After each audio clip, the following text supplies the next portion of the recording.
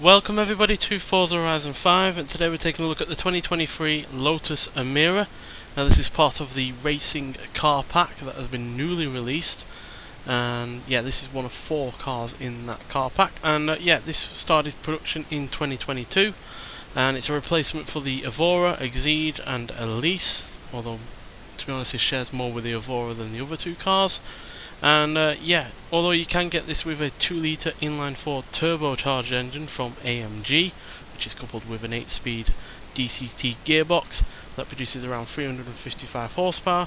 This has the far more hardcore 6-speed manual gearbox with a much larger engine, which we'll get to in a second. But yeah, the interior of this car is pretty nice.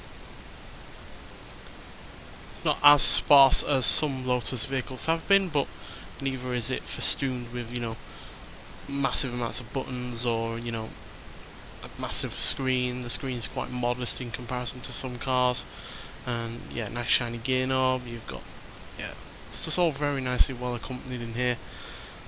But it's all about the driving experience when it comes to Lotus vehicles. So yeah, and to help it along with that is the engine, which is a 3.5 litre supercharged V6 derived from Toyota, which produces a really rather healthy 400 horsepower and 310 pounds-feet of torque.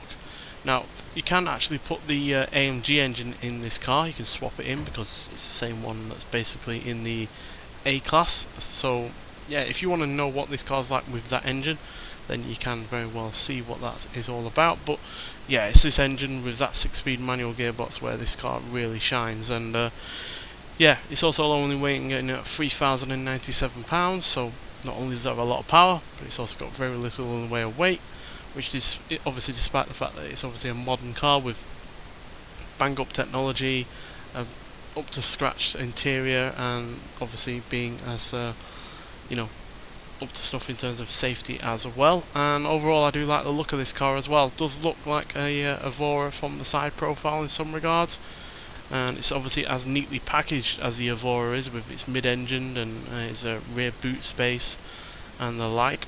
As you can see, it's got a decent sized amount of boot space there, especially for a sports car.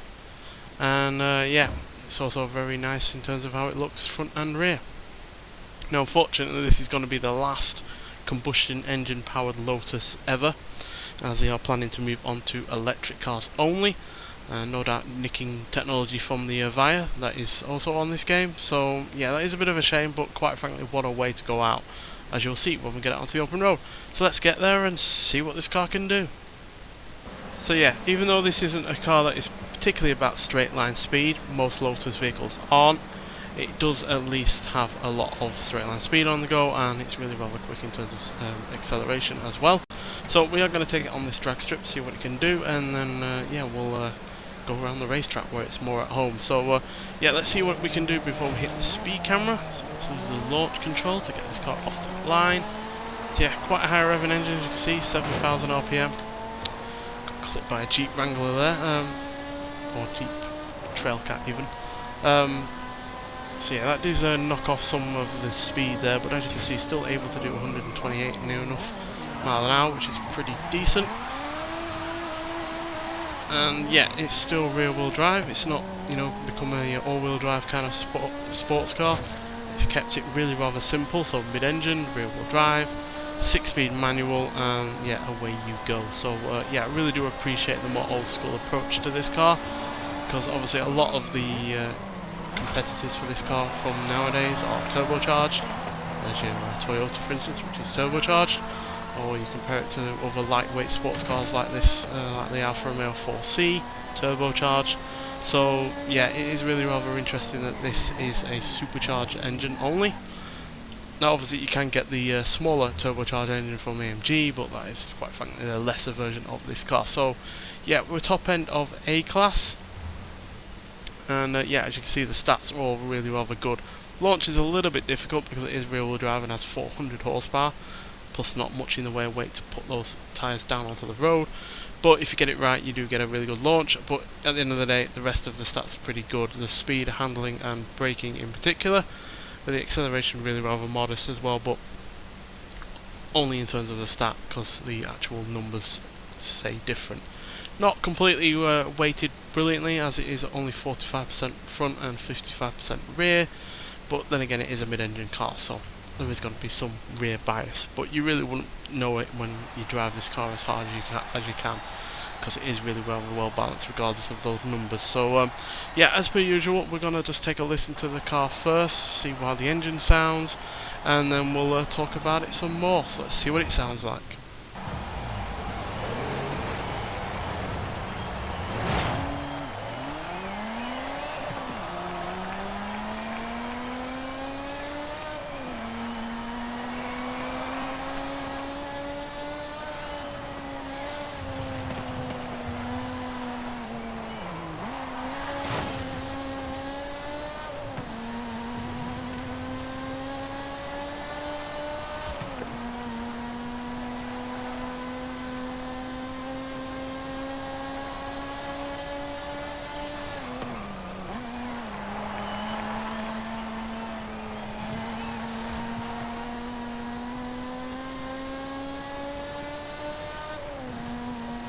So yeah, slightly overcooked it on that first corner there, I do apologise, but it is my first time driving this car, not only properly quick but also around this racetrack, so yeah, I am learning it as I speak, but regardless, it is a really rather fun car to drive.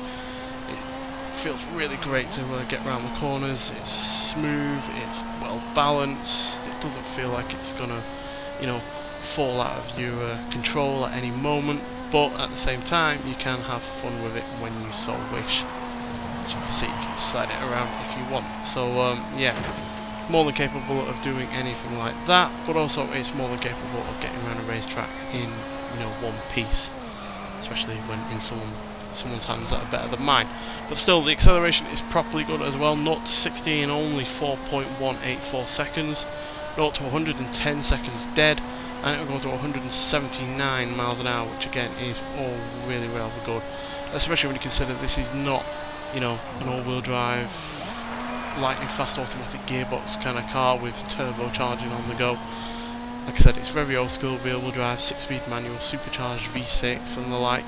And even though I'm not 100% sold on the way the car sounds, I'm sure it's something I'll get used to eventually, but regardless, I do appreciate that they've gone for a supercharger over, you know, the atypical or the really typical turbocharging so many have gone through, and certainly a lot of manufacturers have downsized their engines from their previous models, but this V6 is the same size as it was in the Evora, as well as the Exige S from 2012, which is also on this game. So yeah, they've kept it as you know, big of an engine as it was in the previous cars that it's replaced, but obviously, like I said, this is their last combustion engine powered Lotus, so yeah, they have gone out with a bang, and they've done a really bang up job of it, quite frankly. So yeah, really impressed by it. I have wanted this on a Forza game ever since first saw it, I think on Top Gear, and yeah, it has not let me down whatsoever. I'm really looking forward to seeing what I can do in A-class races with this. Obviously, I haven't got much PI to play with, but it should still be a really good car to drive on those races, especially since the handling and braking is already really rather great. So yeah, highly recommend getting the race car pack. It's not that much, I think it's only £5 or $5 or something like that. It's not expensive at all for 4 cars, especially since all 4 cars are new to the Forza series. So yeah, well worth getting. But obviously we have plenty of new cars coming in the festival playlist, a couple of returnees as well with the GMC Cyclone and Typhoon, which again I'm looking forward to.